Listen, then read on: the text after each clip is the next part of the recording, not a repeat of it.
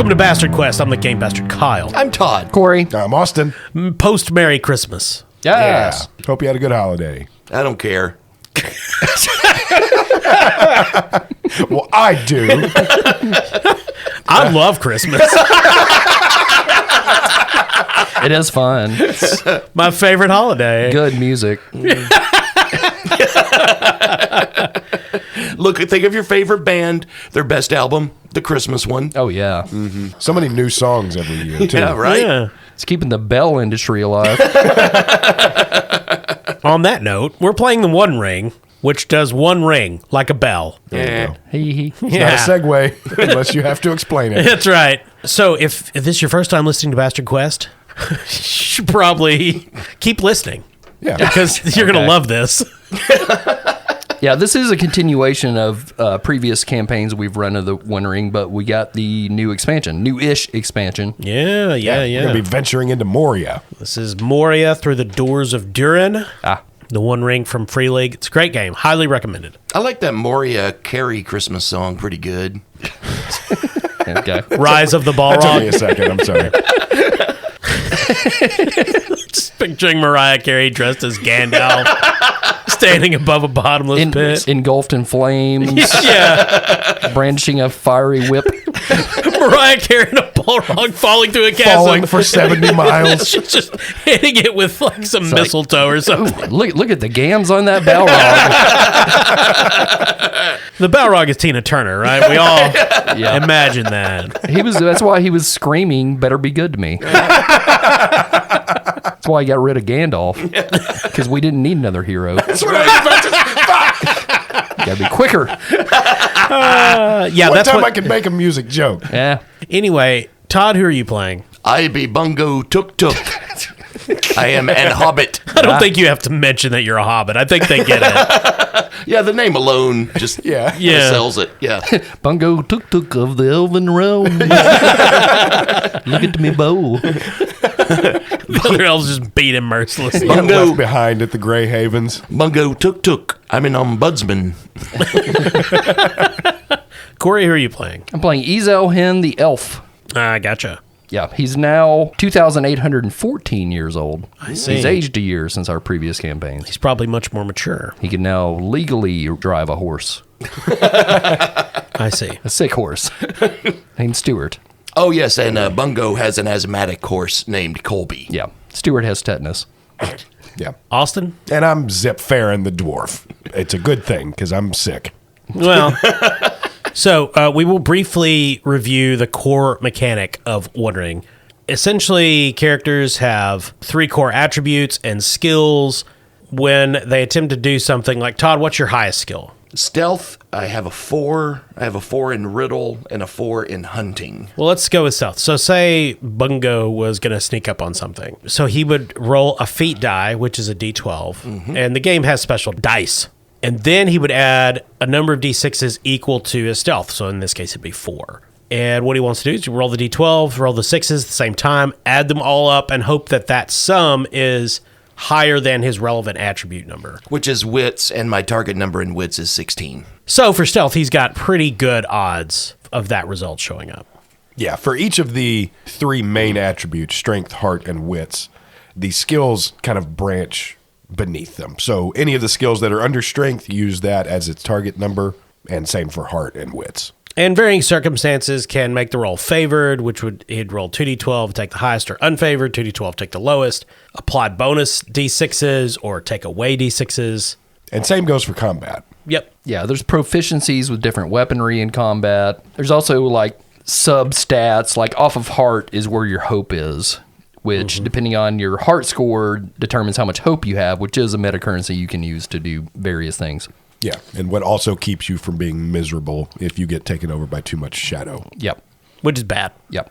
Which we do definitely go over the game rules pretty in depth in our original campaigns if you want to go back and listen to those. But we will still explain the rules somewhat as we go along. But that's the basic gist of the game. And like most RPGs, there is a subsystem for combat and fighting. However, there's also a subsystem for actually getting to the destination that is called the journey, because journeying is important in Lord of the Rings. Oh, yeah. Yeah, so each of these kind of phases of gameplay, there's regular role-playing, and the two actual phases are journey and adventure. Journey, where you're traveling to the place where you're going to adventure, and the adventure when you're actually doing it. But the journey phase, as well as combat, both involve, I guess the best term for it is positioning. So in the journey phase, you have a scout, a lookout, a hunter, and a guide. Each one of those has a specific responsibility. In combat, it's the same way. There's forward, which is more direct and open to attack. So you get a bonus to your attacks, but you also get a bonus against you because you're more vulnerable. Rearward, which is relatively safe, but you can only make ranged attacks. Yep. Open is kind of balanced, no advantage or disadvantage either way. And then defensive, which makes attacks against you harder. Then the other phase being the fellowship phase, which the last episode we did our fellowship phase, the Yule episode. Yeah, got a lot of new exciting stuff. Yep. And kind of set us up to be ready for this adventure. Which, the journey you're taking is a journey from the village of Bree to the gates of Moria, where you are to meet Gandalf the Grey. Now, there are 4 roles that must be taken by a player character for the journey. It is possible. Obviously, we have 3 players, so one character can take more than one role. Those roles are Guide, which is in charge of decisions concerning route, rest, and supplies. The Hunter, in charge of finding food in the wild. The Lookout, for keeping watch. And then the Scout, setting up camp, opening new trails. And I believe traditionally Zip, with the highest travel skill, generally takes the Scout and Guide roles. Yep. I'm fine with that. Ezel is typically the Lookout. He has a high awareness. And Bungo is the hunter. Because, I mean, you put the hobbit in charge of the food, right? Oh, yeah, for sure. With varying degrees of success. Sure. It's hunting and gathering. Bungo's covering himself in deer urine. Getting up at 3 a.m. and sitting in a tree stand. To bring back a Lunchable. Yes. So the basic sequence of a journey is to set the journey's path, and that is something the players do on a map, make marching rolls, and then end the journey. So I'm going to hand you guys the book, which is where the cool overland map is. We had a really big map, but we lost it. Because it's been 2 years since we played. It is probably within 5 feet of us. I guarantee. I just have no idea where. But we in have this changed. room. We have changed studios in those 2 years. That was true. Yeah, yeah. Might be your old house. Call whoever bought it. You seen our Lord of the Rings map, sir? Have you noticed? That's the centerpiece of our living room now. It's above the hearth. It came with the house, said the realtor. To get it framed. It's my precious. Here you go, Austin. You guys take a look, and we'll figure out your route.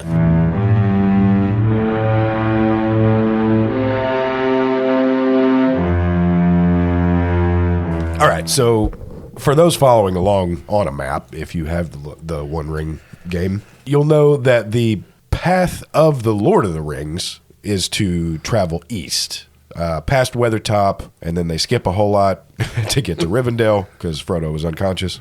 And then they basically just travel south through the mountains to get to Moria. The initial information that we had received when Gilrayan spoke to us was that Gandalf had been spotted on the road around Tharbad, and that is to the south. There's basically a road that travels more or less directly south from Bree. And when it hits Tharbad, there is a branching river that proceeds to the east. And that's going to be our route. Sounds good. And we'll go through a few points of interest. There's Edel, Ostenadil. the West Gate, Redhorn Pass, and of course Moria. Okay, so I'll have some more specific questions when we get to them, but as of now, I have a vague idea of where you're going, which is all we need to start. But I assume from Bree to Tharbad, do you plan to stay on the road, or do you intend to move cross-country? I mean, I don't think there's any reason to be secretive about it yet. I'm fine traveling along the road. We can at least start on the road because Bree's a relatively safe area. And if we get into trouble, we'll run. There are downs on either side of the road proceeding south. Yes. So we may have to keep an eye out for those, but I think that argues more than anything for staying on the road. You mean the downs full of undead? Yeah. Yes, Churchill. The land of the horse trainers. A small people. I just thought of a bunch of zombie Winston Churchills ripping their way out of graves. Have a brandy! Oh, I was thinking of zombie jockeys, like really tiny. Well, they're riding the Churchills. Yeah. Ah. So as the journey goes on, you can accumulate fatigue, which is bad. And if you accumulate a certain amount, that can roll into endurance loss when you get to your destination. So ideally, you want to reduce the amount of fatigue that you take. As well as affecting rolls, right?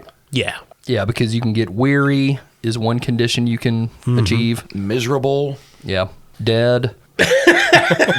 That's bad. That affects your traveling. It does. Yeah. And we're not talking like simple plus or minuses to rolls. Kyle, what's the effect of miserable?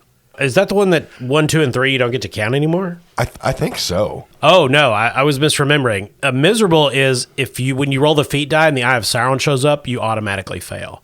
Ah. When you're weary, success dice, meaning D6s that result in a 1, 2, or 3, are not counted. Ooh, that's Yeah. bad. So it's even, neither one of those are no joke. Yeah, both are not ideal. Yeah, so we have a current endurance score, which is different for all of us, and we have our load, which is our load. The weight we carry. Yep. So, Austin, to start, you will need to make a travel roll. Of course, time for Zip. Oh, great. So Zip has a travel of 3, so I'm rolling the feet die and 3d6. And what is your target number here? For heart, my target number is a 16. Now, if you get the 12 or the Gandalf room, that's an automatic success. It is. Good God, so many low numbers to start the game. God damn it, here we go. I literally rolled a 6. Jesus. Good job, buddy. A total of 6. Now, I do have some good news for you. Since you are on a road, you should have gotten a bonus D6. So you can go ahead and roll that now. Oh, okay. You're Oh, that's welcome. right. If you're off country, you don't get that. Gotcha. All right, well, that's 11. Just for my own aggrandizement. Is 11 higher than 16? It is not. Interesting. So during a travel phase, you're always going to travel some distance, which, in game terms, it means the GM is going to advance you some number of hexes, and then there's an event. Failure means the event occurs at a much closer interval. So, for example, 2 hexes as opposed to your travel success would advance you further. Yeah. If I'm not mistaken, Kyle, I believe there is a way to actually calculate distance if you're using, say, like miniatures and things like that in this game. We're not doing that, but it can still be figured in terms of general distance crossed. Yeah. So this sounds like the equivalent of like we got started and Colby had an asthma attack and we immediately had to pull off again. Sure, blame my asthmatic horse. I mean, Kenny's fine, He's farsighted. but we don't know what the actual event is. Yeah, it could be something good, like a nice birthday party. I bet it will be. Yeah. So you guys begin moving down the road, down the Greenway, which is much more open path through the wilderness than it is a true road in this day and age, but it is more than enough to navigate by. And as you're moving, Easel is keeping watch because Easel's the lookout. So Corey, you will need to roll the Elf's Awareness. Okay. Now, again, this is on a road, so you get a bonus D6. Okay. And I have 2 die in awareness, so rolling my D12 and 3D6. So my target number was 14, got a 17. So as you're moving down the Greenway, Easel notices that you've begun moving farther west than you should. You accidentally got off on an old arterial that would go somewhere else, probably someplace that no longer exists. And this only delays you a short time as you quickly move cross country through some brush to get back on the true Greenway. Everyone takes 2 fatigue. Yeah. That's my bad, everybody. Sorry about that. Behold, an old arterial. Austin, travel again. All right. You're still on a road. Yep. Oh my God, that's another 2 on the fucking D12. I'm What is not, happening? I'm not going to fucking play with you, dude. But that is a 16, so we made it this time. With 1 Okay. success on the D6. So Corey, this is another mishap. Roll for Easel again. And we're on a road, so I still get that extra die. You do. Still awareness. Ooh, that ain't good. Rolled the Eye of Sauron on the D12. Okay. So essentially that doesn't count. So I got a 12 in total, and my target was 14. Excellent. While foraging, you nearly lose Bungo as he falls down a hole. It's not a very deep hole, but he's a hobbit, and it takes you the better part of a day to find him. Oh, good God. Yes. Because he just got cozy and took a nap in there. He's like, I just played my recorder until I fell asleep. Had a little nappy wap. Everyone take 3 fatigue. oh, God. God damn. Where are we now? You're still on the Greenway. You're still on the road. we're like 45 minutes outside of Bree. No. You're close to the halfway point of making it to Tharbod. Oh, okay. All right. Austin? More traveling. We're still on the road. Jesus fucking Christ. Go to hell. This D12 business is... I still made it again, but that's the third time a D12 has come up with a 2. I did roll 2 6s, so 2 successes on the D6.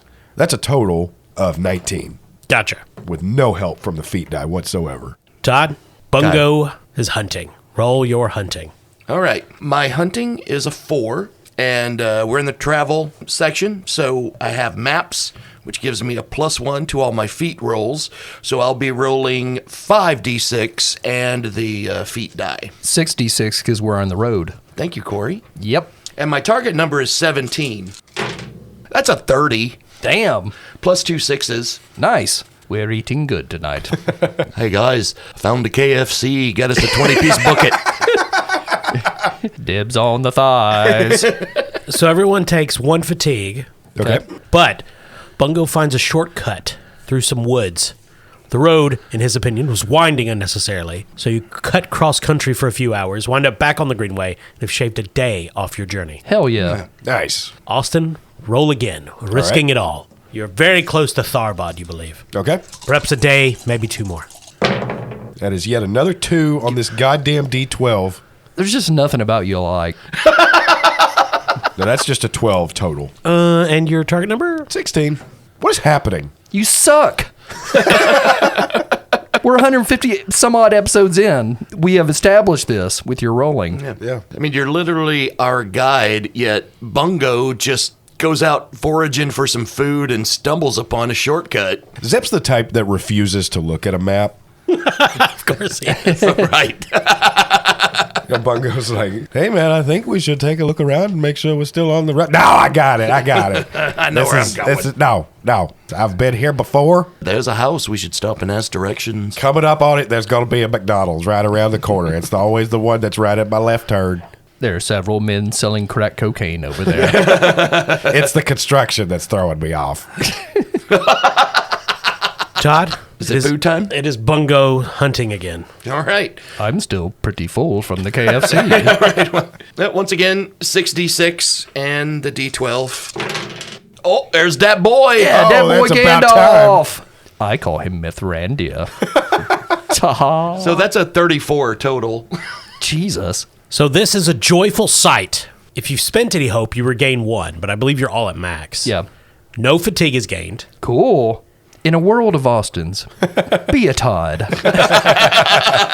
Bungo is picking berries in a glade. Found some berries and also found some coos. Oh. It's like couscous, but worse because there's only one. Unfortunately, a rainstorm delayed you, and Bungo is there picking berries. There's some on a vine crawling up a tree, and he's picking those, and he hears a voice, little squirrel, you are fatter than squirrels, I remember. And the tree has a face, Todd. Oh, is this an ent? It is an ent, though Bungo probably has no idea what that is. But this is the joyful sighting. You witness some magic of Middle-earth. Never talked to a tree before. What kind of berries are these? I don't know. He kind of tilts and looks at you, blinks. Takes like 3 seconds for him to blink. They grow on my trunk, and the squirrels, of which you are clearly one, because you have fur. Kind sir, do you have a problem with squirrels eating your berries? No, but one of your kinsmen has forgotten many acorns that he shoved inside a hole near my head, which you could take if you cared to. I'd be happy to take some acorns out of your head. There's also a full bottle of Gatorade.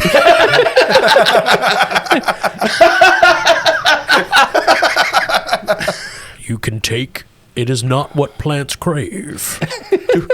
Do you have a name, friend? I am known as Bungo Tuk Tuk, the squirrel. Of course, I have a name. It is Trunk Face.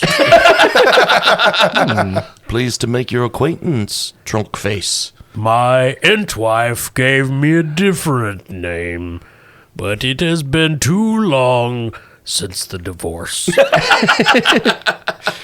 And by divorce, he means she is now a cabin.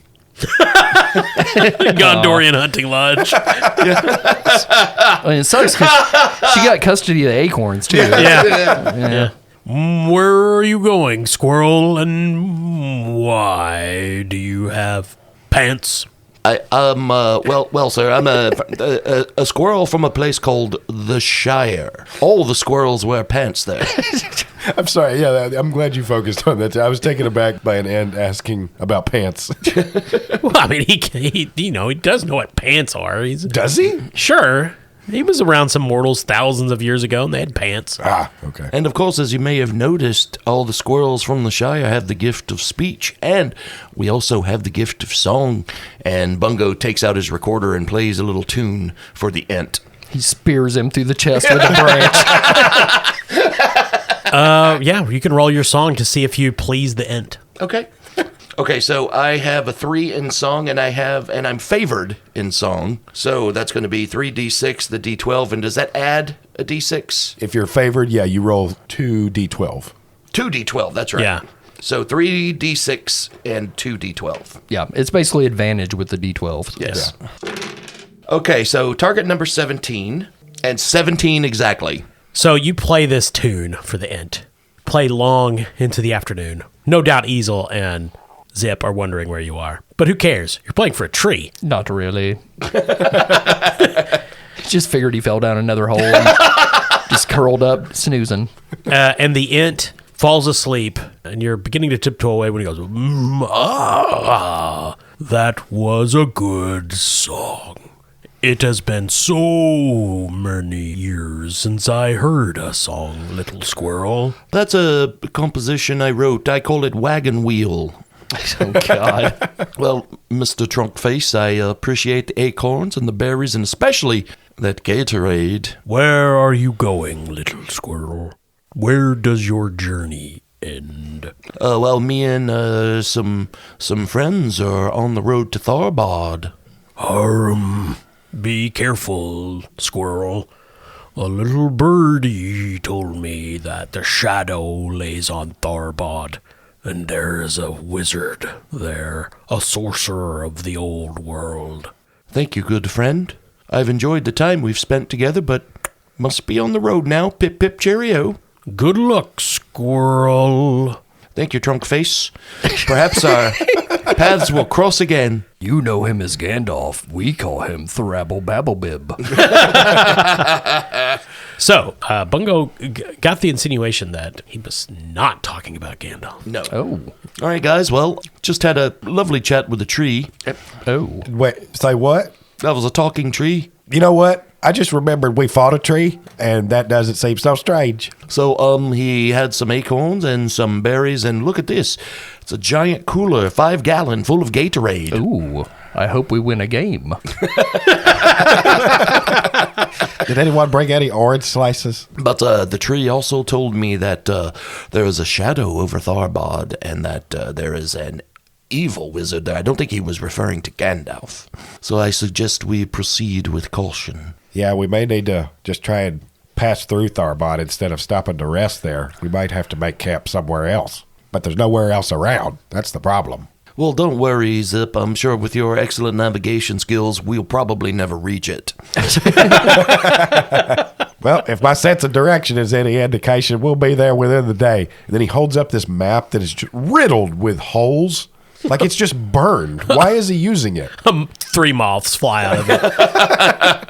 Roll your travel, Austin. Okay. Wait, hold on. That's a Candyland board.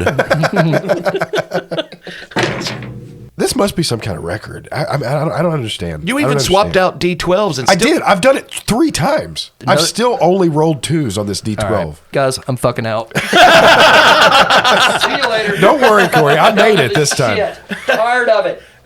I hit my target number this time because everything else was a high number. All right, I forgot I was under contract. Also the only one with a computer. Kyle's lawyers are just that fast. The cease and desist just arrives immediately. They're just standing outside the window. It's literally he implanted chips in each of us. And All right, I rolled a total of 21. Oh, well. Good job. One success on the D6. You make your way down the road to Tharbod. Easel remembers when Tharbod was once a great city of men. It was all right. It had a fine bridge that crossed the Grey Flood River, a fortress and marketplace for ships traveling up the river. These days are long since past. Tharbod is a shell, a broken ruin of a finer age. And the bridge that once covered the Grey Flood is also a ruin, washed out by floods 50 years ago. Many of the stones tumbled into the waters, now mere pylons. But fortunately, the river is shallow and wide enough here that it can be forded in calm weather, which is what you have here. You begin moving across the river with your mounts, your boots wet, splashing up great spouts of muddy river water onto you. It's cold, clammy. Bungo yearns for the Shire. But fortunately for us all, it is on Zip's shoulders that the consequences of this fording turn. Oh, fuck. Austin, you will need to roll your explore as the scout. Okay. Also, I should let you know that the random event was a terrible misfortune, so if you fail this, it will be particularly bad. Oh, okay. Fuck. Kyle, does this count as still being on the road? You know, Austin, I don't think so. Okay. Do you want to spend hope? Okay, so yeah, I will spend 1 point of hope and give myself 1 extra D6. Alrighty. And I'm rolling my Explore. I have a 2 in Explore. My target number for wits is 15.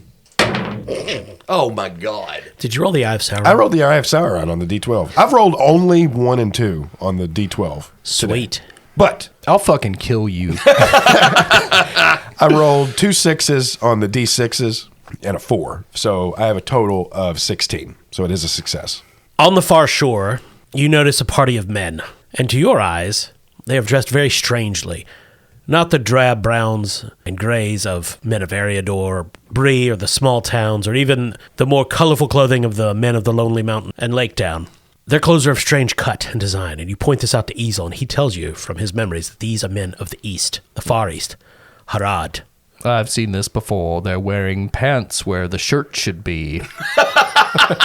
And as you approach, you notice they are carrying curved bows of ivory and bone. They call out to you, "Hi, dwarf, where go you?" Well, just over there to that bank here just a minute once we get out of the water. "We are watchmen of the great city of Tharbod." Okay. Oh, watchman, I am Ezel. And I'm Zip of the dwarves. This is Bungo. He's a little fella. My name be Bungo. Tuk. "We are searching for a traveler, an old man dressed in gray, pointy hat, real attitude. Just talky, backy son of a bitch. Have you seen him?" No, but we also search for this man. Some know him as Gandalf the Grey. Some know him as Rub-Tub-Baroo. Do you tell them you're also looking for Gandalf? These guys that are obviously warriors of the shadow. Are they obviously warriors of the Yes, shadow? they're from Harad, dude. Oh, okay. Kyle said extreme misfortune. I rolled the Eye of Sauron. Doesn't matter how bad I roll, Corey, if you're just going to tell people are shit. I was thinking that to myself. Yeah, I'm with Austin on this one. Austin did okay. What I am saying to you for the first time speaking is, have you seen this man? Know of his position? No, he has escaped us. He is wanted for many crimes. That sounds terrible. What we will do is keep a lookout for this old man, and if we see him, we'll trick him into coming your way. Because we're tricksters. So this seems to satisfy them. Yes. They're convinced you don't know Gandalf, but only Thank because God. Austin was successful on his roll. You still all take 3 fatigue.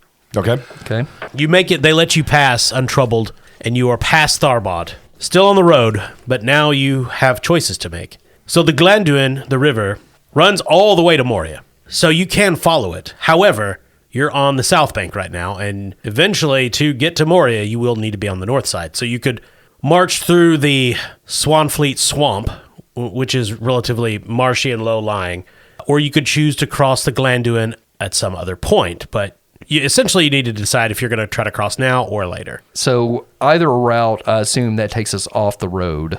Yes, you've got to leave the road either way. Okay. Yeah, we're going to be following along the river at this point. Well, let's talk about this real quick. I think we've currently all got 9 fatigue. Correct. Yep. So explain again when that starts to affect us. Is it when it meets our endurance number? So you track your fatigue during the journey phase, but your fatigue does not essentially go to your character sheet until the journey is over. Okay. Because at the end of the journey, you will have the ability to mitigate some of the fatigue you've gained. Okay, I see. So, for example, I've got a load of 16, and my current fatigue is 9.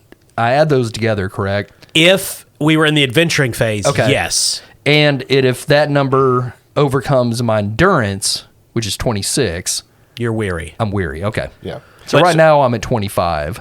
Well, right now you're not at anything. Right Okay. now you haven't technically accumulated any fatigue. Right. I'm just building up fatigue. Yeah. I'm just getting ready for it. Yep. But in effect, we don't already have to account for possibly being weary when we're making, say, explore Right. or scout rolls. It's like having a real big lunch and you're like, oh, I'm going to be tired after this. Yeah. But in terms of deciding whether to try to cross the Glanduin now or later, there's a third option. Tharbad is a settlement. You know there are places to stay. If you wanted, you could attempt to stay there and it would count as the end of a journey and you would be able to reduce some of your fatigue. However, there are dangers of staying in Tharbad. Sure. Yeah, if Shadow's over the city, then I don't think that's a good idea. Well, I mean, we could also gather information while we're here about Gandalf and the other bad wizard. It honestly sounds to me logically like if there is any information to be gained, then these shadow hunters that were posted outside the city wouldn't be waiting out here. They would be scouring the city for information on him. Yeah, but we don't know everybody in the city is a shadow hunter. There could be some shadow busters. I would honestly vote for continuing on the journey until we get to Osten Edel and maybe doing what Kyle is saying where we conclude a journey there and try to stay. Kyle, would that be possible? So Ost-in-Adil is a ruin. Oh, okay. So it's going to have to be kind of an established settlement. Yeah, if it was a great city of elves in the Second Age, I believe. Okay. But it has long since fallen into. Okay, so we have Disrepair. to basically find a place with accommodations, essentially. Yes, in order to. that was kind of the Toledo of the Elven Kingdom. Well, Tharbad is the last vaguely safe place, though it might not be safe. Okay. So- well, I'll go with the majority. So the next possible end to our journey would be Moria then, right? Yep. And we're still quite a ways away. It's some distance, yes. Okay. Bungo currently has an endurance of 15. His fatigue, as we mentioned earlier, is 9. You add that to his load of 14, and that puts him at 23. So he Right. would definitely be weary once the journey's over. So Okay. I would like to try to lose some fatigue personally, but it's not a huge thing if he doesn't. All right. Well, if you guys want, let's go ahead and duck into Tharbad Yeah. and see if we can Okay.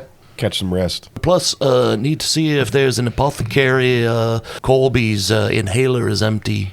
Yes, and I need to find a pry bar so I can feed Stuart. So the three of you make your way into Tharbad proper. Behold, Tharbad proper. The great wall that once ringed the city is nothing more than a low mound with grass growing out of it and sheep grazing on top. There are more abandoned houses than occupied, and any new construction is wood and not the Gondorian stone of old. The city center, or what passes for it, around the ruins of the old fortress, is dispiriting to one such as Zip and Easel, who have seen great cities in their time. Bungo's just snapping pictures with his phone. He's Yeah, for Bungo, this is easily the largest city he's ever been in. glorious. There is clearly a market day going on. There are hundreds of people, not the teeming thousands that once lived here, but a crowd for Eridor in this day and age. Farmers from distant homesteads and villages, local artisans, and the occasional man in strange clothes carrying unfamiliar weapons that no doubt serve the new sorcerer. You find an inn called the Hanged Man. Oh, let's stay here. The inn is the obvious place to stay, though you could look for private accommodation with some of the citizens. Oh, look, a place called Cozy Rosie's. Let's skip that. Essentially, the hangman is your default option if you want to find a safer place to stay. Not that the hangman isn't safe. It's not. That's going to require a feat roll. Okay. I say we try to find safer accommodations. Yep.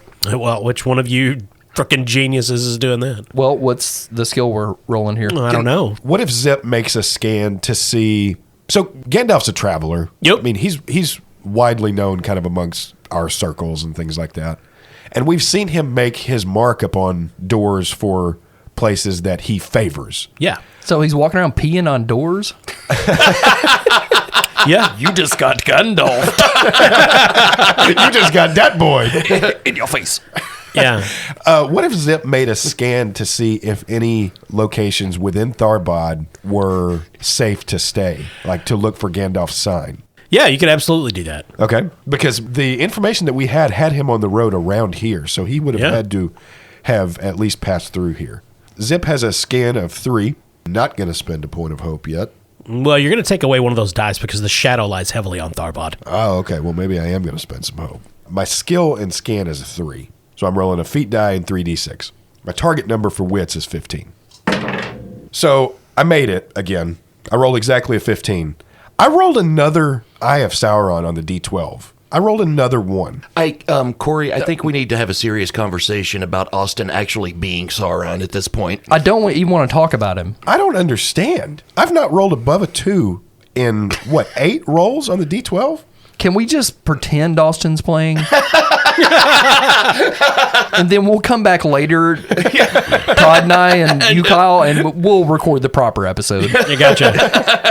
Look, I think Austin's doing great. Anyway, I made it. It's worked for 150 episodes, Corey. It's true. I'm so tired of programming that AI Austin voice. Anyway, I made it. With 1 success on the d6, I rolled a 15 exactly. So, some streets behind the hanged man, choosing perhaps eruditely not to debunk there. The 3 of you are walking along, exploring Tharbad. Fortunately, you're not the only strangers in town today, since it's a market day. And you see a quaint little stone house sitting some distance back from the road. Still in the city, but surrounded by new trees growing in the middle of town here. And the mark of Gandalf in a stone by the roadside. You knock on the door, and it is opened by a short, hairy-footed hobbit who says, "Hello!" Oh, hi there. Yes, greetings. Hello, brother. "Oh, it's a..." He runs out and hugs Bungo, just tackles him. "Oh, not more big people, but one hobbit-sized person." Quick, Zip, protect Bungo. We draw. I'm on it. We draw our weapons. Time for Zip. He's picking Bungo up. "Come on in, I'm just caramelizing some onions. I'm going to make man. French dip soup." Oh, my God. Hang on. Let's go inside. What be your name, brother? "Oh, my name is a typical hobbit name. I'm sure you could guess it. It's Valdy Pick Pick." Valley Pick Pick. I knew some Pick Picks back in the Shire. "Oh, did you know my uncle Hung Pick Pick?" Yes, very well. "Yes, well, he's dead now." Oh, I hate Sorry this. to hear. Yeah, it's... Anyway, we stopped by here because I saw Gandalf's rune on your door. He is ignoring everyone except for the other hobbit. "Anyway, come in. I've got some fresh bread." And he pulls y'all in, slams the door. "What are you doing in Tharbad?" Now, easy there, young Pick Pick. He's got a knife from somewhere. "This place is dangerous. Gandalf didn't send me here to just fuck about." We're on the trail of Gandalf. Well, young Valdy, is it? Valdy Pick Pick. Get it right, Elf. Valdy Pick Pick. Named after her Patreon member, Valde. Thank you. Yeah, thank you, Valde. You're a psychotic athlete. Well, we are also on a mission to find Gandalf. We are no friends of the shadow. Look at me, I'm an elf. Yeah. We're all good. Yeah. Don't look at me too closely. Valde, these be my friends. You can trust them. Hell, I guess I can trust you since you're a hobbit. A hobbit can never be turned to evil. I like this fella. Except for my uncle Chrysanthemum. Okay. He opened a tanning salon. "Well, you're welcome to stay here. I haven't seen Gandalf in a few days. He said he was heading to Moria, awaiting a group of travelers, much like you, carrying some item of power he said best left unmentioned." Yes, we are the travelers he's waiting on. We would be most appreciative for some food and rest, brother. Yes, do you have a bunk? I have a cellar, which is the safest place to hide in case the Harad men come back. We are most appreciative, Brother Pick. Do you know anything about the Harads that are hunting Gandalf? Hell, they came with the sorcery, arrived a few winters ago. He's in the old ruin. Keeps up there with his experiments and his Jabberwocky. Who is he? I don't know. I didn't go in and say, "Oh, well, Pick, I want to get off the Grey Spies. I want to hang out." Valley Pick didn't hit 75 on being a dumbass. Brother Pick, in all fairness, that is something Zip would probably do. So well, you have to forgive him. He's a dwarf. Dwarves. Anyway, I do have French onion soup and some day bread, and you're welcome to dinner.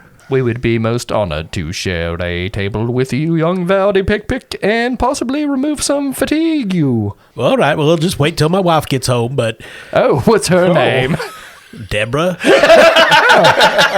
Lovely name. Old Debbie Pick. No, it's just Deborah. She said she didn't want to take a hobbit name. Anyway, so he sets the table, French onion soup, crusty bread, good cheese. And you're all sitting down when Deborah comes in. She's a human woman. So is it like a Roger Rabbit, Jessica Rabbit kind of situation? She's not that attractive. Okay, cool. She's just a normal person. But they are cartoons. Yeah, they are cartoons. They're animated, yeah. Rankin Bass. Yeah. Or rotoscoped. I don't know which way. Yeah. One Rankin Bass hobbit and one rotoscope human woman. Yes. But Gandalf headed up the Glanduin. He had hired a river craft. Oh. I don't know how far he made it, of course, but he was bound for Moria. Did he hire this river craft from here in Tharbad? He did. I appreciate you went in for a second dip. Yes. Well, I think it was some fisherman up a ways north, but anyway. But you say such accommodations can be purchased in these areas. It is possible. Okay, thank you. Also, a ranger came through a few days ago. Knew Gandalf's sign. I talked to him. He gave me some foul news. Oh? So he's saying there's rumors in the north a great beast has been released by the orcs from Mount Gundabad, hunting for some great relic. It's one of the old beasts of the old world, a werewolf. Oh, really? Shit. I've always wanted to see one of those. Why? You guys. Why would you want that? That is so dumb. Is there something wrong with you? No, I'm a trophy hunter, He's and a foolish man. that cannot be denied. But it's because I love hunting creatures that I've never seen before. Yeah. Valde just scooches his seat just a bit away from you. Well, Valdy Pick, we again thank you for your courtesy and hospitality, and we will stay the night here, hopefully get rid of some of that fatigue we were talking about, and be on our way to try to find safe passage up the river. All right, well, dessert, flan. Oh, did see? He serves you a nice flan. Delicious. Okay, so this will essentially the trip to Moria will be a journey with one and two legs. This will be the first leg. Perfect, I've got those. Yeah. So this is considered to be the end of the first part. So you can reduce any fatigue you've accumulated by an amount equal to your mount's vigor. Oh, fuck. So if you have a decent beast, it's 2. If you have a old horse or a half-starved pony, it's 1. Yeah, so Kenny has 2. Colby has 1. So I would reduce my fatigue by 2 then. Yep. Okay. And you can make a travel roll. Everybody can make a travel roll. Okay. Success will reduce your fatigue by 1, plus 1 for each success icon roll. Okay. Oh, okay. You can spend hope on this if you wish. I'm going to have to because Bungo has nothing in travel. I have 1, so I'm also going to spend a hope. I have 3, but I also have a D12 that is cursed, so. Yeah, I got a 7. That sucks. Yeah, I got a 13. My target was an 18, so.